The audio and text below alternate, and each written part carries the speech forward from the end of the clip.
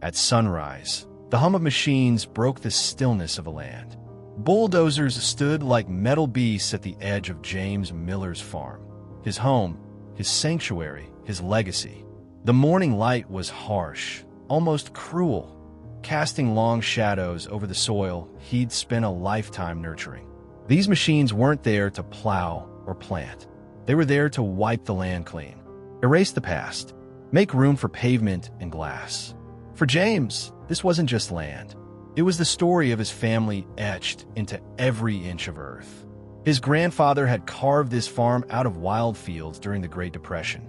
His father had fought to keep it alive through droughts, floods, and economic downturns.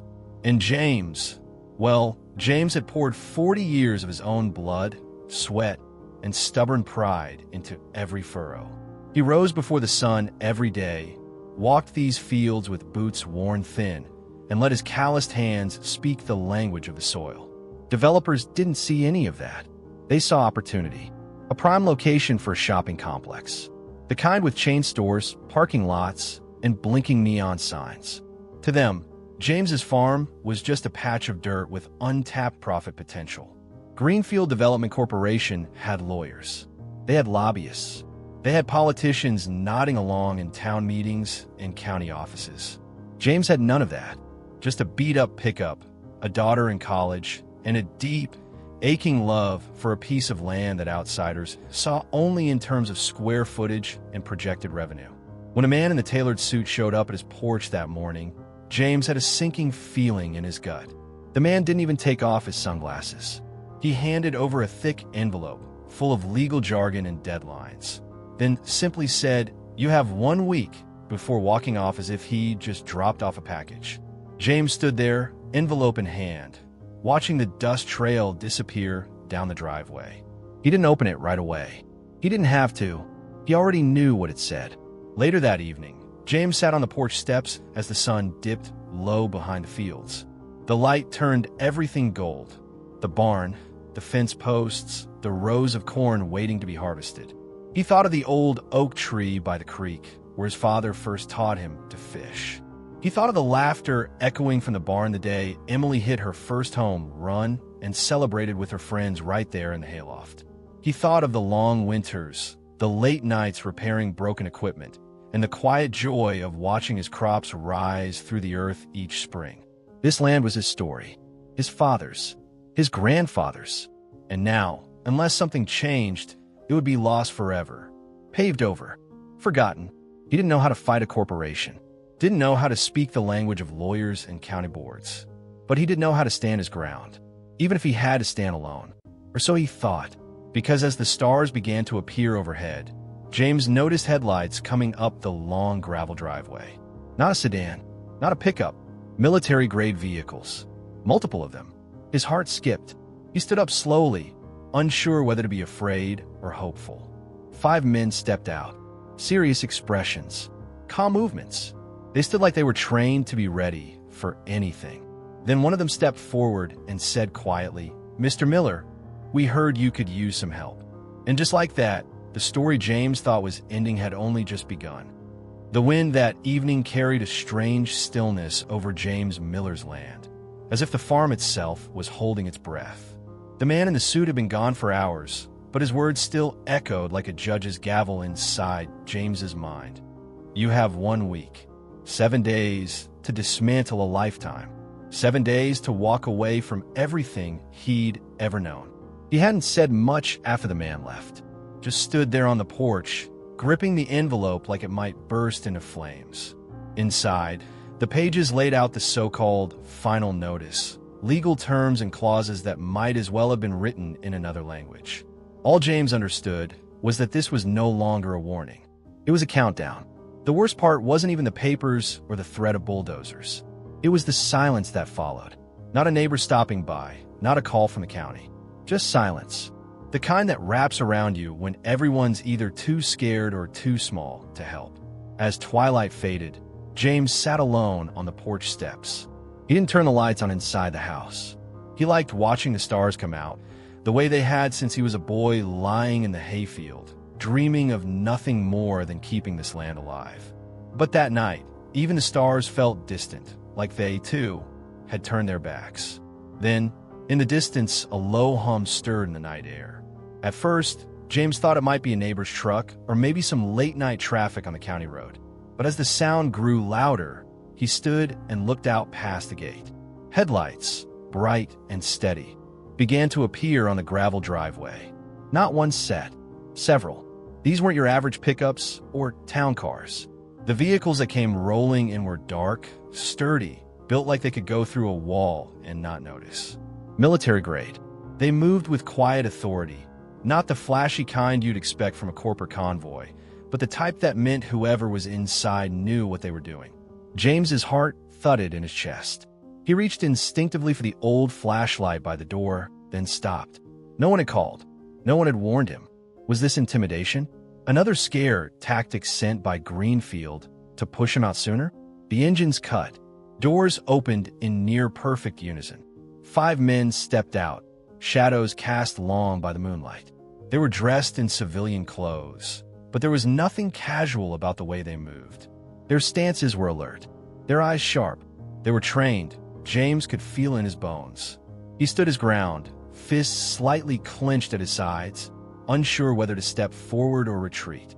The silence stretched between them for a few heartbeats. Then the man in front, tall, weathered, with a quiet confidence, spoke. "Mr. Miller," he said, his voice low but clear, "we heard you could use some help." James blinked. He opened his mouth to respond, but nothing came out. He looked from one man to the next, expecting what? Cameras? Papers to sign? Demands? Instead, they just waited. "I don't know who you are," James finally managed to say, his voice rough with disbelief, "but you've got the wrong man. I'm just a farmer." The leader stepped closer, not threatening, but with a calm that felt oddly comforting. "That's exactly why we're here." There was no further explanation, no names exchanged, not yet. But in that moment, something shifted. James didn't know who these men were or what they could actually do. But after days of isolation, silence, and helplessness, they were the first to stand at his side without asking for anything in return. He didn't know it yet, but help had arrived. Not in the form of legal jargon or last-minute appeals, but in the quiet, unshakable presence of men who had seen the world at its worst and still believed in fighting for what's right. That night, James didn't sleep much, but for the first time in a long while, he wasn't afraid. Long before the threat of bulldozers or men in suits, James Miller's days had always started the same way. Quiet, steady, and rooted in rhythm. Every morning for 40 years, he rose before the sun, poured himself a black cup of coffee, laced up his worn boots, and stepped outside into the fields. The land greeted him like an old friend, familiar, reliable, honest. He knew every inch of it. The soft, low slope near the west fence where water collected in spring. The wildflowers that bloomed in bursts near the edge of the hayfield come summer. The gnarled oak tree by the creek where his father first taught him to cast a fishing line when he was just a boy. That tree still stood, even now, weathered and sturdy, just like the men who had come before him. The barn was more than a place for tractors and tools. Inside, the wooden beams bore the markings of time. Pencil lines where he'd measured his daughter Emily's height every birthday, smudges from little hands helping him sweep hay, and the dented spot on the loft railing where she'd once crashed her tricycle during an impromptu game of barn racing. James never dreamed of wealth. He didn't need more than he had. His vision of success wasn't a bank account. It was watching his daughter run through fields in summer barefoot, laughing. It was fresh corn at the farmer's market. It was knowing that someday, when he was gone, Emily would inherit something real, something rooted. The land wasn't just a family business. It was a bloodline. So when the first whispers of development came to town, James barely paid them any mind. Greenfield Development Corporation sent a representative to a community meeting, all charm and polished shoes. The man spoke in big ideas, economic growth, tax revenue, modern amenities. He smiled too much, talked too fast, and when someone raised a concern about farmland being replaced by asphalt, he brushed it off with practiced ease. James raised his hand that night. He stood and asked calmly, "What happens to the families who've worked this land for generations?" The man didn't hesitate. Progress is inevitable, he said, still smiling. It didn't take long for the trouble to arrive on James's doorstep. 2 days later, men in neon vests and hard hats walked the perimeter of his property, driving markers into the soil. James came out of the barn, hands dirty from a morning repair job, and demanded to know what they were doing. Just surveying, one of them said, holding up a permit. James looked at the document and felt his stomach twist. His name wasn't even listed. When he pressed for answers, they shrugged and kept working. Confused and frustrated, he drove into town and walked into the county office. The clerk at the desk, a young woman who'd gone to school with Emily, could barely meet his eye. She slid a stack of papers across the counter and said quietly, "The rezoning was approved last month." There was a notice in the paper. A notice in the paper. That's all it had taken to change the future of a farm that had stood for nearly a century. James sat in his truck outside the office for a long while. He didn't start the engine, didn't touch the steering wheel. He just sat there, staring through the windshield at nothing in particular, feeling like the world had shifted under his feet and no one had thought to tell him. The game was rigged. He could see that now. The suits, the lawyers, the fast-track approvals. It was all part of a machine designed to move quickly and quietly, steamrolling anything or anyone who got in the way. The law wasn't broken. It had just been bent to serve those with deeper pockets. That night, he walked the fields again, not to check the crops, but to remember. His boots sank into the soil as he passed the old swing set, the spot where his wife once grew tomatoes. The fence post Emily had painted purple for no reason other than she thought the cows might like it. He stopped at the edge of the property, where the survey markers stood like silent invaders. He looked out of the land and whispered under his breath, "Not without a fight." James didn't know how to stop what was coming. But deep inside, something had shifted.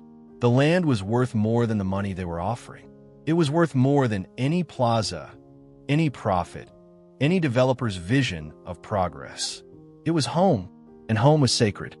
The days that followed blurred together into a slow, grinding spiral. James did what he could. He hired a lawyer, scraped together what little savings he had left, and brought every document, every letter, every questionable permit to the meeting. The attorney, Davis, was sharp but weary, the kind of man who'd spent years fighting cases that ended in quiet settlements and quiet disappointments. They sat in his office under fluorescent lights that buzzed faintly overhead. Davis flipped through the papers, his brow furrowing deeper with every page. "They've done everything legally," he finally said, setting the folder down with a sigh. "Technically speaking, but something feels off, too fast, too smooth. Like someone cleared the road for them before anyone had a chance to blink." James leaned back, the chair creaking under his weight. "So that's it?" he asked. "Nothing we can do?" Davis hesitated. "There might be something, but legal channels take time. And if they've greased the right wheels, even time might not help you." Then came the official offer from Greenfield, on letterhead thick enough to make it look serious. Compensation, they called it. A number printed neatly at the bottom of the page. It wasn't just low, it was insulting. Barely half of what the land was worth. It didn't account for the machinery, the outbuildings, the decades of sweat poured into the soil. It didn't even account for the home. James called Tom, his neighbor, that evening and read the number aloud. Tom swore under his breath. "That's robbery," Tom said, flat out, but it didn't matter. Greenfield had the zoning. The county had signed off. The permits were in place. And worse, James's bank, perhaps sensing a dying investment, suddenly denied his seasonal loan application. No explanation, just a sterile letter with the words "unable to approve at this time" printed in cold, final ink. That same day, a courier pulled up in a spotless SUV and handed James another envelope. No small talk, just a clipboard for signature and a curt nod. James tore the seal open right there on the porch. Final notice: vacate property within 7 days. His hand shook slightly as he read it again, hoping he'd misunderstood. But there it was.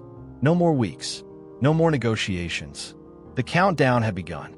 That night, James didn't bother with dinner. The house felt heavier than usual, like even the walls knew time was running out. He sat at the kitchen table, surrounded by old photo albums and yellowed seed catalogs, trying to decide what to pack, what to leave, and what to let the bulldozers take. The next morning, needing air and feed for the livestock, he drove into town. His mind was crowded with worry, eyes fixed on the road but seeing none of it. At the supply store parking lot, as he loaded bags into the truck bed, he noticed an older man standing beside a sedan with a flat tire. The man was struggling with the jack, hands trembling just slightly with age.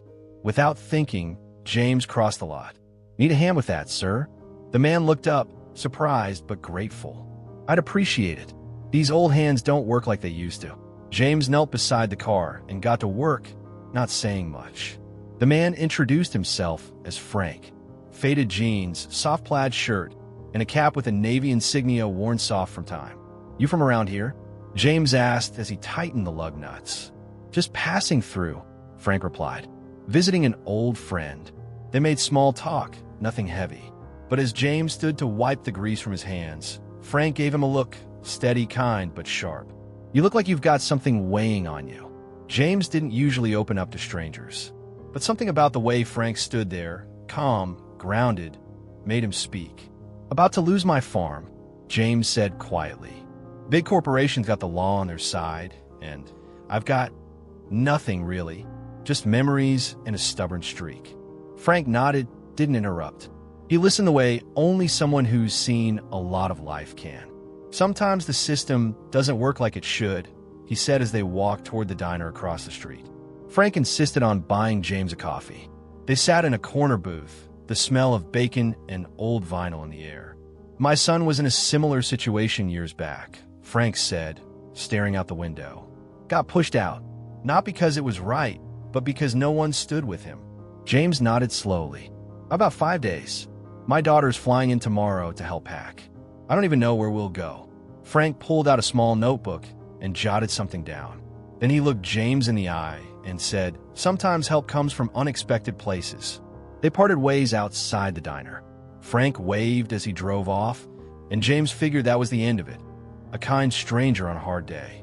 But what he didn't know then, as he climbed back into his truck and turned toward the farm, was that this encounter had already changed everything, and that the man he helped in a parking lot was no ordinary traveler. By the time the next letter arrived, James almost didn't open it. He found it waiting for him in a mailbox at the end of the driveway. Another thick envelope with the Greenfield Development logo, another punch to the gut he was too tired to brace for. But this one was different. It wasn't just a reminder or another lowball offer. It was a deadline sharpened to a knife's edge. Vacant possession required within 72 hours. Not a week, not even 5 days. 3. James stood at the edge of his porch, the letter fluttering slightly in the breeze, and felt a hollow ache settle deep in his chest. There wasn't a word for what this was anymore. It wasn't just a land grab or injustice. It was erasure. His roots, his memories, his family's blood in the soil, reduced to a construction schedule. He called Davis, the lawyer, hoping desperately for some kind of last-minute miracle. But the voice on the other end of the line was quiet and resigned. "They've got the county board in their pocket," Davis said. "Even the judge we'd appeal to has ties to Greenfield. I am sorry, James. There's not much left to fight with." James thanked him and hung up. He didn't get angry. He didn't curse. He just sat at the kitchen table for a long time, staring at the wood grain in the surface, tracing the little nicks and scratches that had built up over years of family dinners and spilled coffee. That afternoon, Emily arrived. Her car barely had time to roll to a stop before she was out of it, running across the gravel with tears already in her eyes. She threw her arms around her father without saying a word. And for the first time in a long while, James let himself lean into someone else's strength. "I can't believe they're actually doing this," she whispered. "This place, it's who we are." "I know," he said, "but we've got to be practical now. 3 days isn't enough time for a miracle." They spent the rest of the day sorting through decades of memories. Emily found her old softball trophies in the attic, dusty but still standing tall. James discovered a box of his father's handwritten journals, weathered pages filled with crop notes, scribbled prayers, and stories from seasons long gone. The sun dipped low as they packed. James tried to keep busy, keep his hands moving. But every item placed in a box felt like a small funeral. That night, just after dinner, James's phone rang. The number was unfamiliar. "Mr. Miller? This is Marcus Wilson. I'm an investigative reporter with the State Tribune. I've been following Greenfield's development projects for several months now, and I've come across some irregularities in how they've handled land acquisitions. Would you be willing to meet?" James hesitated. "You're a little late, Mr. Wilson. They're taking my land in 72 hours. Understand," Marcus said. "But what's happening to you, it's not isolated. I believe there may be a pattern of corruption here.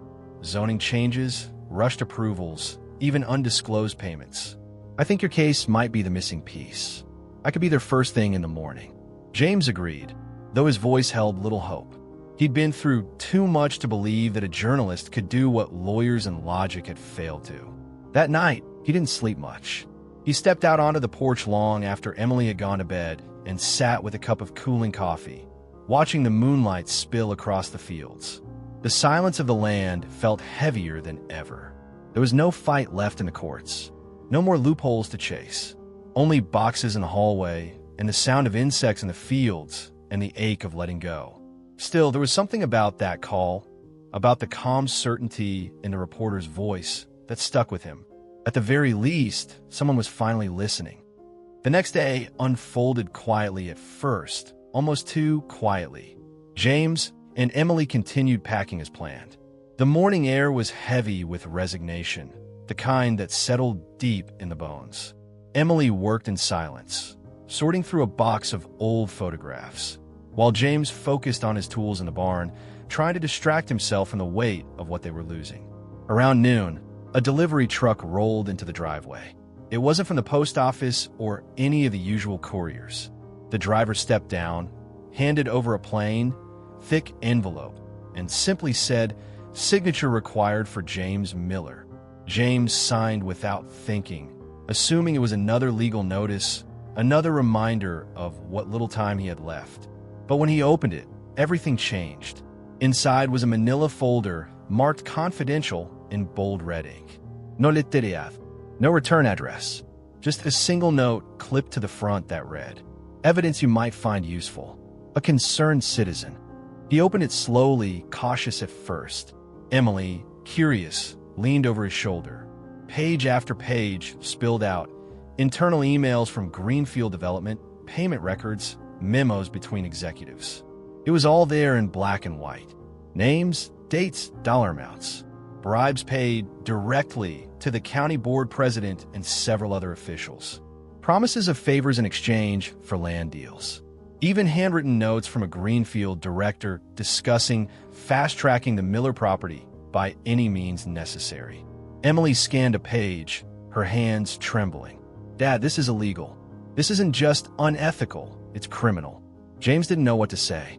He felt stunned, not just by the contents, but by the fact that someone had risked exposing all of it, risked everything to make sure this truth landed in his hands. He wasted no time. He picked up the phone and called Marcus Wilson, the reporter who had visited just that morning.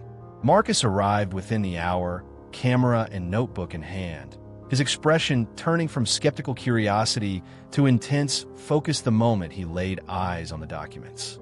This is exactly what I've been looking for," he said, already snapping photographs. "This could blow the entire Greenfield operation open." Emily looked at him. "What happens now?" Marcus paused. "Now we bring in the law."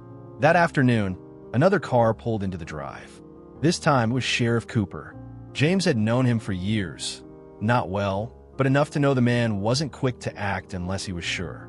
The sheriff stepped into the kitchen, took one look at the folder, and his jaw tightened. He didn't ask questions. He didn't doubt what he saw. Instead, he pulled out his phone and made a single call to a judge he trusted.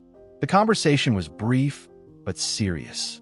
And when he hung up, he looked James in the eye. "Judge Harmon has issued an emergency stay," he said. "No one can remove you from this land until this evidence is investigated fully. Greenfield is officially under scrutiny." James sat down hard in the nearest chair, not from exhaustion, but from relief. The weight of it all, the pressure, the fear, the helplessness, lifted, if only a little. For the first time in weeks, he didn't feel like a man standing alone in the middle of a storm. The tide was turning. The machine that had rolled so confidently toward his home had hit something it couldn't bulldoze: the truth. And it had finally found the light. That evening, the sky had barely faded into darkness when James noticed it. Headlights again, but more than before. At first, he tensed. After everything that had happened, the sight of unfamiliar vehicles rolling up his driveway still triggered something uneasy in his chest. But these weren't Greenfield's slick black sedans or quiet county cars. These were military-grade SUVs, matte, heavy, unmistakable in their presence. Emily stood beside him on the porch, eyes wide, voice low with concern. "Dad, do you know who that is?" James didn't answer right away.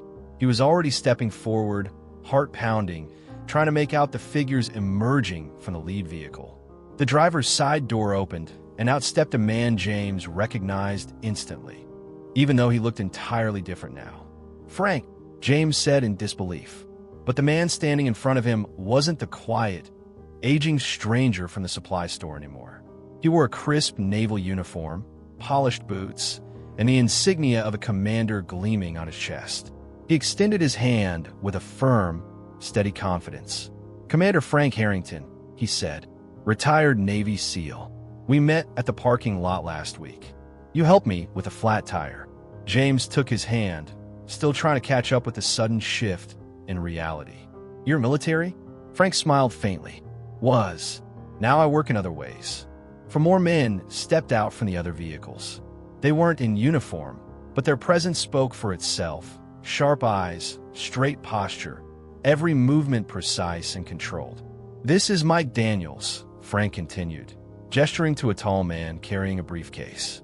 "State Attorney General's office. He's been building a case against Greenfield for months." Mike nodded. "We've tracked multiple illegal acquisitions, but your case gave us the opportunity we needed." Another step forward, a younger man with a laptop bag slung over one shoulder. "Lucas Chun, Digital Forensics," he introduced. "We've secured the data trail. Bribe payments, internal memos, email chains. None of it's getting erased now." James glanced between them, his mind still reeling. "So, it was you? You sent the documents?" Frank nodded. "We had the evidence, but Greenfield kept getting tipped off. We couldn't go public without jeopardizing the case. But after our talk, after I saw how you were willing to help a stranger despite everything you were going through, I knew you were the kind of man who could carry the truth." Emily stepped forward, still processing. "But the SUVs? The whole show of force?" One of the men chuckled. "Intimidation works both ways. Greenfield had private security parked a mile down the road, planning a little midnight visit to check on your progress. We figured it was time they saw who they were really up against." James blinked, caught somewhere between amazement and disbelief. "You planned all this?" Frank shook his head. "No, we prepared. The corruption runs deep, and we knew we'd need more than evidence. We needed to show strength. Your case broke the dam, James. You've got no idea how many people have been quietly pushed off their land like this. But you, by standing firm, you changed that." Just then, another pair of headlights approached. A familiar vehicle this time, Sheriff Cooper's cruiser.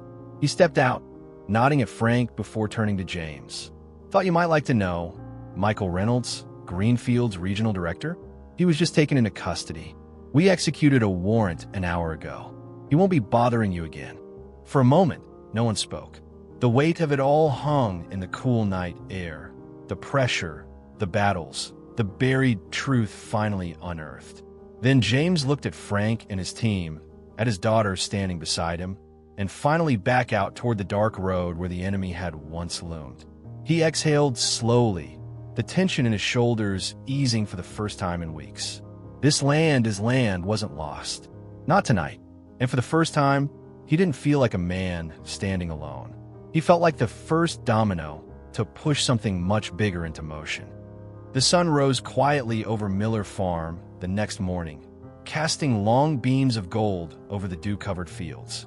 But this sunrise felt different. It didn't come with dread or helplessness. It came with justice on its heels. James stood on the porch, coffee in hand, as the convoy rolled past his gate. This time, it wasn't Greenfield's men in dark suits. These were federal agents, calm and focused, stepping out of unmarked vehicles with purpose.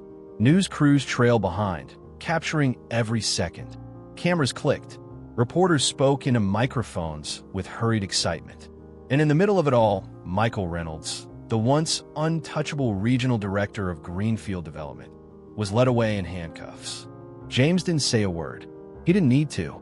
The whole world could now see what had been hidden, the truth. Word spread fast. Within days, the investigation expanded. What began with a single farm uncovered a spiderweb of corruption stretching across counties. Dozens of zoning decisions, shady land grabs, and hidden payments. Board members resigned. County officials lawyered up, and Greenfield's Riverside Plaza project was put on indefinite hold, their investors pulling out one by one as the scandal unfolded. But for James, the greatest victory wasn't in headlines or lawsuits. It was in what remained. The land, the home, the legacy. 3 months later, summer had settled in, and the fields were once again green and full of promise. James sat on the porch with Emily beside him and Frank across the way, his uniform traded for a simple button-up shirt and a mug of black coffee. Birds chirped lazily in the trees. The barn doors creaked in the breeze.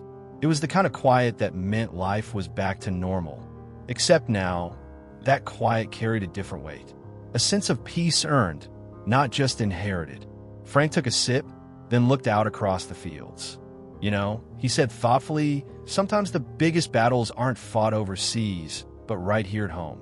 James nodded slowly. And sometimes, he added, you don't even realize you're in a war until someone shows up to stand beside you. They sat there for a while, letting the breeze carry their thoughts. Eventually, Emily spoke. Frank, what you and your team did, you didn't have to do that. You could have stayed out of it. Frank smiled. We could have, but we've seen what happens when good people say nothing. And I don't know if you noticed, but your dad's the kind of man worth fighting for. James chuckled softly, then turned serious. What happens now? To the others? I can't be the only one this happened to.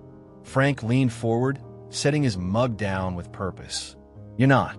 And that's why we've started a legal defense fund, just for farmers like you. People who've been bullied, manipulated, silenced. My team's already on board. Investigators, attorneys, digital forensics, we're not done yet. Emily looked between them, something lighting up in her expression. So this wasn't just about saving one farm. No, Frank said. It was about proving that one farm is enough to spark change. That standing your ground can shift the tide. James looked out at the fields, his fields glistening in the afternoon sun. And for the first time in what felt like forever, he didn't feel like he was holding on to the past. He felt like he was part of something bigger, something that might just protect the next James Miller and the one after that. As the wind rustled the crops and the day settled into its rhythm, James raised his mug and said, to the people worth fighting for and the battles worth fighting. Frank clinked his mug against it. Emily smiled, and somewhere in the distance, the land seemed to breathe a little easier. James Miller's farm wasn't saved by money. It wasn't protected by status or political favors. There was no sweeping courtroom drama or last-minute loophole in the law. What saved his land was something far simpler and far more powerful. It was grit. It was the quiet, unshakable resolve of a man who refused to let go of his legacy. It was the strength to keep going when the odds were stacked high and the silence around him was deafening. It was the willingness to help a stranger with a flat tire, even when his own world was falling apart. In the end, that simple act of kindness became the thread that unraveled something far bigger. Because when James bent down in that dusty parking lot to tighten the lug nuts on a stranger's wheel, he wasn't thinking about deals or outcomes. He wasn't strategizing or expecting anything in return. He was just being himself, a decent man doing what he could. And that, more than any letter, any press release or protest, was the moment the tide began to shift. His farm became more than a fight over land. It became a symbol, a reminder that no one is too small to make a stand. That sometimes when people decide to fight for what's right, when they link arms, speak out, and refuse to back down, something extraordinary happens. Because it wasn't just about saving one farm. It was about protecting the idea that truth still matters, that corruption can be exposed, that when good people step forward, whether they wear uniforms, carry cameras, or simply lend a hand, change becomes possible. James Miller's story isn't just about what was lost and found. It's about how we find strength in the unlikeliest of places and how the smallest actions can light the path forward. So remember this: when the world feels too big and the fight seems impossible, stand anyway. Help someone anyway. Hold the line anyway. Because sometimes unexpected allies make all the difference. If this story moved you, give it a thumbs up and subscribe to Mr. Michael Stories for more powerful, real-life, inspired narratives. And before you go, leave us one word in the comments that describes how this story made you feel. We'd love to hear from you.